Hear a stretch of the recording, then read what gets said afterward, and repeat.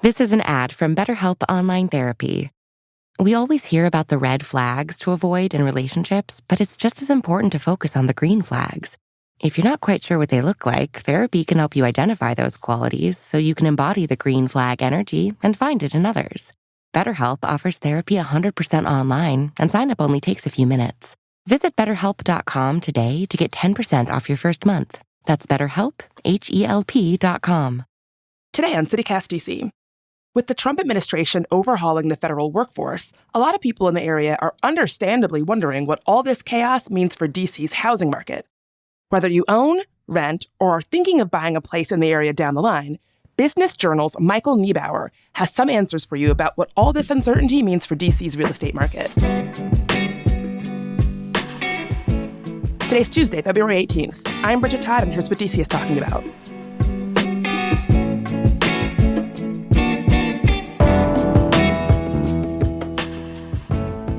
So, Michael, we've got this very interesting real estate situation unfolding here in D.C. with these drastically opposed forces kind of competing. So I want to break them down in isolation first. So, one, Trump has pretty explicitly and openly stated that he wants to shrink the size of the government. Presumably, that could mean like hundreds, if not thousands of people leaving D.C. What would that do to the housing market here? Well, first of all, there's not a ton of supply out there now. And there's a lot of people who want to buy houses. So in theory, if you start cutting federal jobs, most of those people will find jobs in the private sector. They may not leave Greater Washington entirely.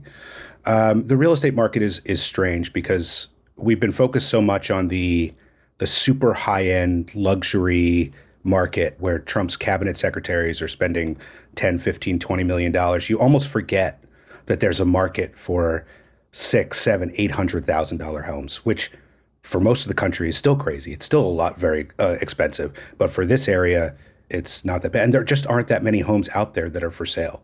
So could there be trouble for some people who own houses right now? Absolutely. Could there be an opening of the door for some additional supply that is necessary? I mean, one of the reasons the prices are so high right now is because there's so little available. There's so few supply in that there could be a greater supply, which helps everyone. So I understand there might be like a bunch of billionaires buying super expensive properties in the area. I asked because you were just talking about some of the properties that are, let's just say, way out of my price range. you and I, you're preaching to the choir. Who is buying these super expensive properties and where? Well, they are mostly in D.C. They are hard to identify necessarily who they are who are buying it. Eventually, we do find out usually who's buying these homes just based on they might file an elections campaign report that puts their address on. But initially, they're very quiet. They're very well shielded behind trusts that are purposefully created to make sure we don't know who they are. We know that Howard Lutnick, Donald Trump's commerce secretary, bought the most expensive house in D.C. ever because the Wall Street Journal reported that. But there are plenty of other houses that have sold for $10, $15, $20 million in the last 2-3 months since November 5th that we know went to someone in Trump's orbit, but we don't know specifically who they are. And eventually we'll find out, but it's really just the fact is there aren't even that many of those homes available either. Well, I was going to ask, is DC a place that really has these like super luxe, like truly very bougie mansion style homes? So they are out there, but most of them are not for sale. They are exactly where you'd think they are. They are on Foxhall Road. They are in Georgetown. They are in Kalorama. They are in neighborhoods that you probably never heard of. Yeah, they're not in Columbia Heights where I live. They're not in Columbia Heights, but they're in even neighborhoods that most people, like Woodland Normanstone is a neighborhood in Washington. Did you know that? No, never heard it. No, because there's not that many homes there and you can't afford one unless you can plunk down, $8-9 million in cash. There is a house in Woodland Normanstone that just sold earlier this month for $17.5 million. It was never on the market, right? The owner, they bought it a couple of years ago. And recently they just said, you know what? I'm going to test it privately and I'm going to put it out there for $17.5 million, which is almost $8 million more than they paid for it 2 or 3 years ago. And they got exactly what they asked for. There weren't any major renovations to the house. They just put it on the market for $17.5 million, and someone came in and paid $17.5 million in cash. We still don't know who it is. We're trying to figure it out. But it's right across the street from where Peter Thiel bought a house a few years ago. Kellyanne Conway lives down the block. You know, it's that kind of neighborhood. There are only 41 homes in D.C. right now that are listed at $5 million or more. In D.C. proper, there are 100 region-wide. And a lot of them are in McLean and Potomac, Great Falls, a little beyond where maybe the Trump cabinet world wants to live.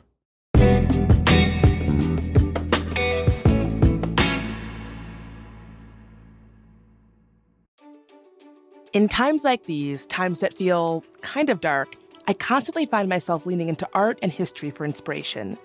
The arts can provide solace from the seemingly constant barrage of bad news, and history can give us hope and light and show us a path forward. That's why this month, I can't wait to see Fuente Ovejuna at the Gala Theater.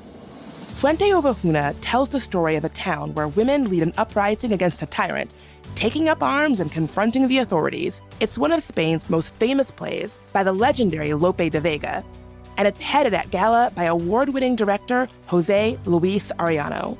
Witness the people rise up against oppression. The show is in Spanish with English surtitles and runs February 6th through March 2nd.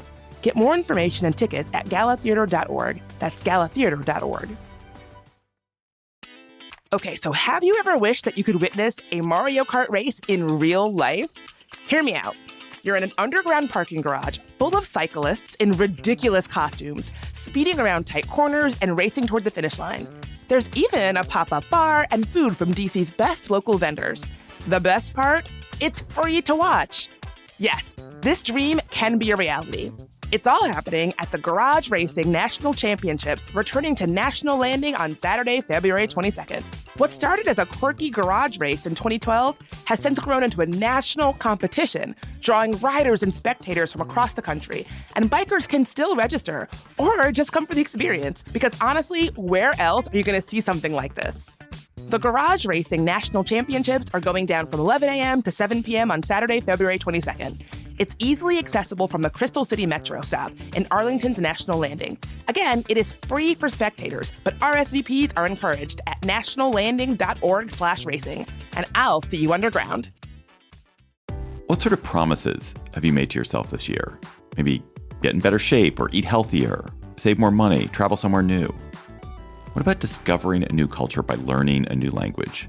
With Babbel, you can do that in just a few weeks. I'm CityCast CEO David Plotz, and I'm having such a good time learning Spanish on Babbel this year. I'm taking a trip to Mexico City in the spring, and Babbel is giving me the Spanish foundation that's going to make my trip so much better. Babbel's quick 10-minute lessons, handcrafted by more than 200 language experts, get you to begin speaking your new language in 3 weeks, or at whatever pace you choose.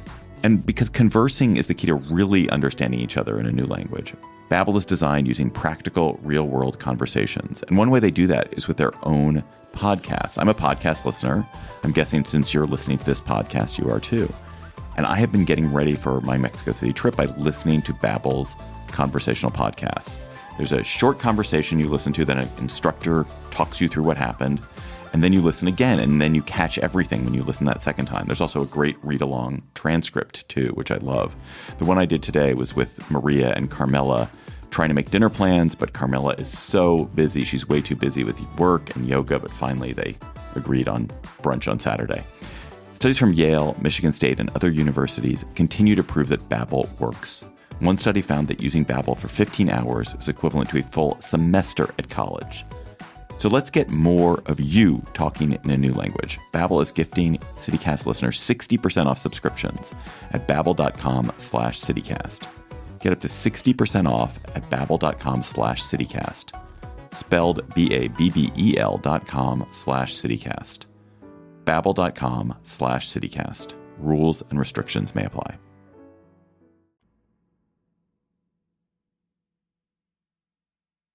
Does this squeeze on the, fancy luxury real estate market that none of us could hope to afford, does that trickle down to, for lack of a better word, the regular housing market, like the housing market that some of us maybe could engage with? I think it does not. I really think that there is a pretty solid separation between the ultra luxury, they call it ultra luxury market. Once you're over 10 million, really, the ultra luxury market, which, by the way, I've been told by many residential real estate agents. Now, they're all trying to sell something, and that's fine. But the home that sold last year in McLean, called the Cliffs, that sold for $25.5 million. It was the most expensive home sale last year. Sits over the Potomac. It in McLean. It's 25, 30,000 square feet, brand new construction, absolutely gorgeous. $25.5 million. I've been told if you put that house in New York or Miami, you're talking 60, 70 million. I've been told that there's actually value to be found even in these crazy prices that you're seeing. For us, they're crazy. But for the people who are buying them, who maybe live in Silicon Valley or, Denver, in Aspen or something like that, they're coming in and for them, 15, 20 million is nothing. It's pocket money. But that doesn't really trickle down. I will tell you, when I look at the value of my small Northern Virginia house, I think it's crazy too. But there's no relation between my house and my quarter-acre lot to, the house that's selling for almost 20 million in Colorado. That's a good, just reset. And I want to talk a bit about that because there are probably folks listening who own places in DC or are thinking about buying places in DC who are looking at our current landscape and wondering, what should I do? So can you shed some light on that? Should folks who currently own in the DC area be concerned about their home values? I think, obviously, if supply goes way up and demand isn't as high, then values come down. But there's been no sign of any decline in residential real estate values for some time. If you have a home in a good school triangle or whatever you call it, you can sell it now, and you can get probably what you're asking for as long as you've treated it somewhat well. The fact is, there's not enough supply in any level of the market right now, which, again, go back to your freshman year in college. It's macroeconomics, and it's as simple as that. When the supply is so low and the demand is high, the prices are going to go up. And that's where we are right now. And not enough people are putting their homes on the market, probably because they don't know if they can afford the next home on the market. If you want to go move to someplace with a lower cost of living, now is a great time to sell, I imagine. But if you're trying to stay here, which a lot of people are, and riding this out, that's why the supply is so low. And by the way, I think there's going to be a bigger demand now because we know during COVID, a lot of federal employees moved to the exurbs, Stafford, Fredericksburg, Frederick, Maryland, Howard County. I mean, Howard County's not really an exurb, but you know what I mean. It's farther away from the core because they only had to come to the office once or twice a month. Well, now they're being told you need to be in there 5 days a week. And that started for many government employees. And I don't know, after a week or two of that commute, whether they're not going to be going, you know what, I need to come 20 miles closer to DC to my job. I need to get out of this house in Stafford County. It's either that or pay on the I-95 express lanes. You're paying $40 to come to work one way on the toll lanes. We're only at the very beginning of the Trump administration. We are only seeing the very early impacts of what's going to happen to the federal workforce, and it's probably going to eventually trickle down and hit the residential market. But we need to see how and whether existing homeowners are willing to put their homes on the market. How do you see these housing changes impacting DC's economy more generally? So the commercial real estate market certainly isn't helping.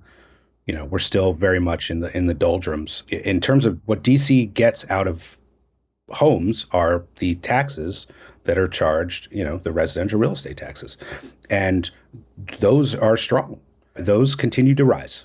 DC just came out with its annual report for fiscal year 2024, which ended in September.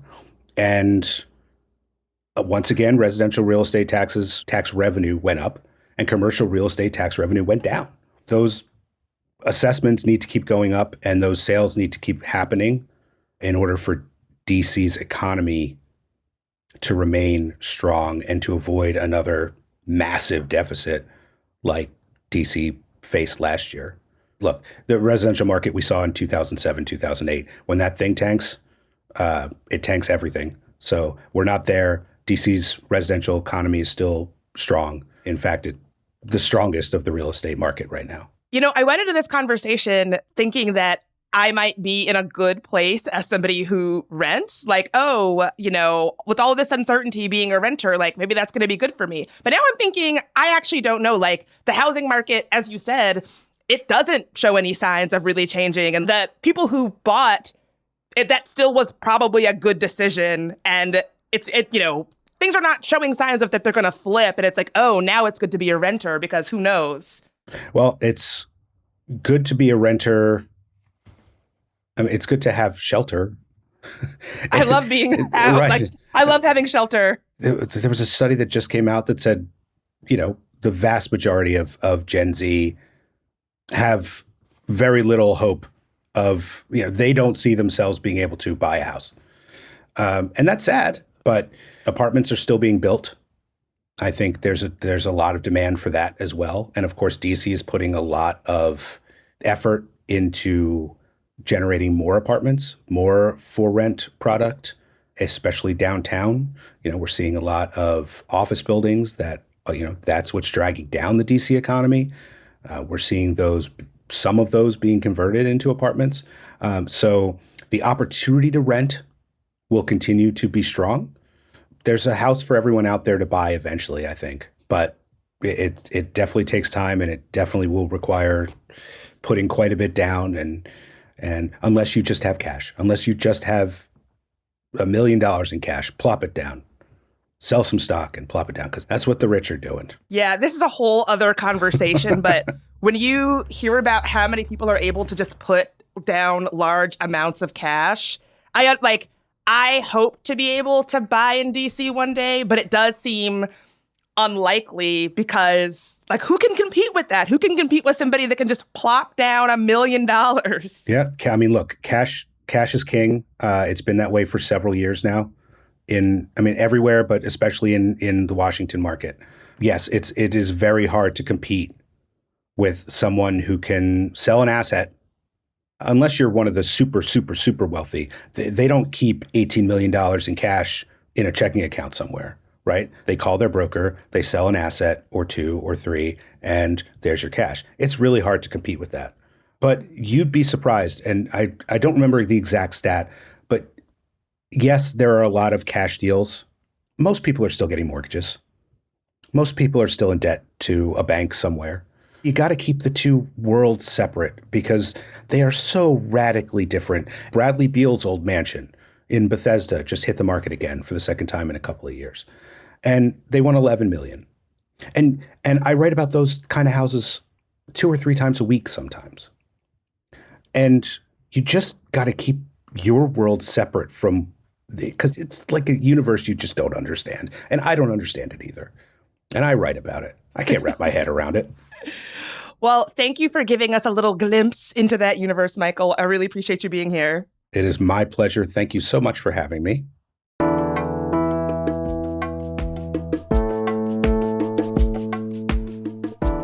That's all for today here on CityCast DC. If you enjoyed the show, why not tell a friend, rate the show, leave us a review, and subscribe to our morning newsletter. We'll be back tomorrow morning with even more news from around the city. Talk to you then.